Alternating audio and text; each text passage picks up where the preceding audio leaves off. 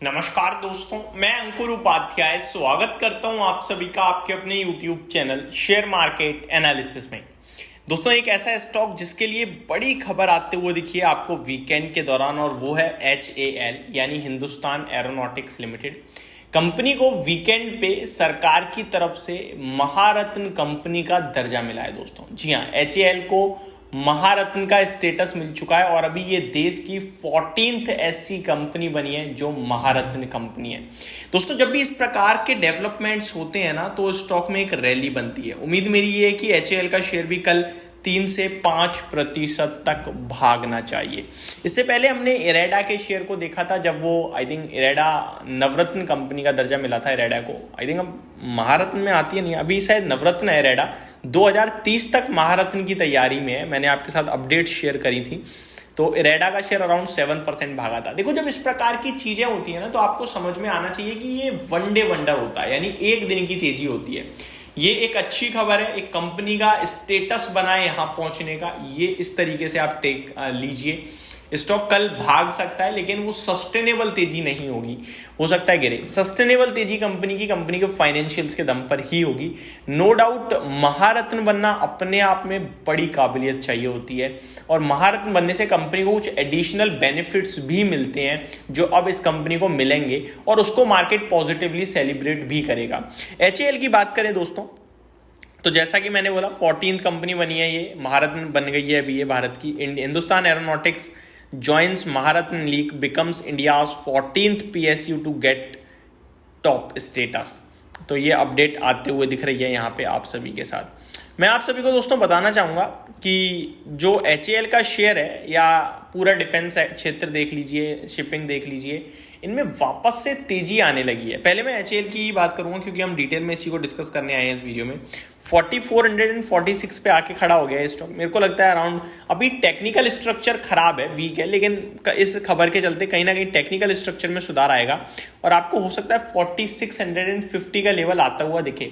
और 4650 के ऊपर अगर ये स्टॉक निकल के टिकता है, तो इसमें एक ब्रेकआउट हो जाएगा टेक्निकल टर्म्स पे, जो इस स्टॉक को 4850 तक ले जाने की दम रखता है। तो पहली बात, तो अगर कोई शेयर धारक इस स्टॉक में इन्वेस्टेड है, तो उसको पहला लेवल अपना शॉर्ट टर्म के लिए लेके चलना चाहिए 4650 का। इनकेस वो निकलता है तो आप अपने स्टॉप लॉस को ट्रेल करो और 4800 के लिए टारगेट्स रखो।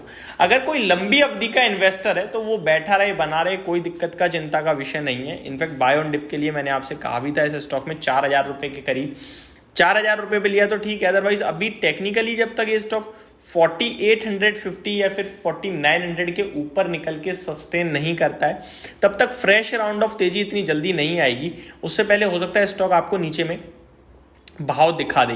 तो अभी कल इस खबर के दम पर डेफिनेटली तेजी बन सकती है, लेकिन उस तेजी में आपको क्या करना है, अगर आप शॉर्ट टर्म वाले हो तो आप ट्रेल करो, टारगेट्स को 2 लेवल्स के हिसाब से प्ले करना है। अगर लॉन्ग टर्म वाले हो तो बस आपकी कंपनी भैया महारत्न कंपनी बन गई है, अच्छा कर रही है, इसीलिए महारत्न बनी है, आगे और अच्छा करेगी। आपका कॉन्फिडेंस बिल्ड होना चाहिए, गिरावट में खरीदने की और उम्मीद लगा सकते हैं हम आपसे। अब बढ़ते हैं दूसरे स्टॉक की तरफ, डिफेंस क्षेत्र से ही।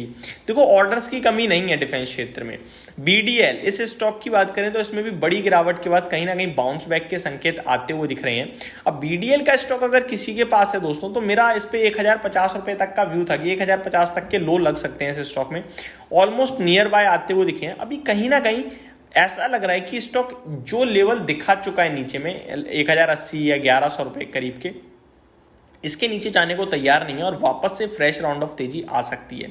तो HAL के लिए 2 तरीके से व्यू बन रहा है दोस्तों। पहला, 1100 रुपए के स्टॉप लॉस से आप चाहो तो उठा सकते हो, जो कि बड़ा स्टॉप लॉस हो रहा है, 12% के समथिंग का हो रहा है। अदरवाइज अगर ये स्टॉक एक बार 1300 रुपए के 1310 रुपए करीब ऊपर क्लोजिंग दे दे, तो आप उठा सकते हो। स्टॉप लॉस 1240 का रख सकते हैं, केवल 60 रुपए का, जो कि 13 के हिसाब से देखा जाए तो 4-5% के करीब का ही हुआ। और टारगेट पहला बनेगा 1434 का, देन 1500 तक के लक्ष्य भी इस स्टॉक में आ सकते हैं। तो या तो आप यहीं से ले लो और सीधे 1300 1350 रुपए के लक्ष्य रखो, जो स्टॉप लॉस, जो अभी मेरा ब्रेकआउट जोन है। अदरवाइज आप ब्रेकआउट होने के बाद लो, आपकी मर्जी है। तो ये स्टॉक भी कहीं ना कहीं ऐसे संकेत दे रहा है कि चलने के लिए तैयार है। अगर मैं BDL की बात करूं तो एक चीज बिल्कुल मिसिंग है दोस्तों, वो है वॉल्यूम्स नहीं आए हैं बीते कुछ दिनों में बिल्कुल भी।